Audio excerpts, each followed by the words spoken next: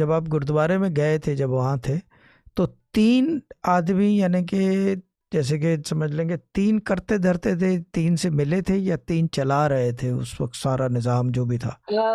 उस टाइम पे कीर्तन हो रहा था जो कि 3 लोग बैठ के करते हैं। 2 लोग हाँ, ब ब ब हारमोनियम ब ब बजाते बाजी हैं, बस एक ब मुझे तब ये नहीं पता हाँ, कीर्तन होता क्या है, परफेक्ट। मुझे माज़रत, मेरे को 3 आदमी की झलक हो रही थी। अब क्योंकि मसला ये है कि क्योंकि मैं एक बात बता दूँ, क्योंकि एक्सेसिबिलिटी का मसला होता है, क्योंकि गुरुद्वारा है, परमिशन के बगैर देख नहीं सकते। किसी का घर है ना, ये चीज़ है।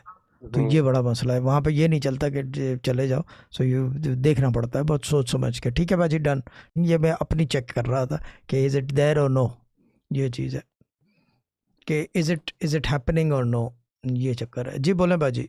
बहुत बहुत यही, यानी कि ये बेसिकली आइडियल डायग्नोस्टिक मोमेंट था मेरे लिए कि मैं देखूं कि क्योंकि कैसे पता चले ना ऐसे। तो ये चीज़ है, ये कंफर्मेशन होती है जी। कि यस वहाँ मिल जाती है एक्सेसिबिलिटी।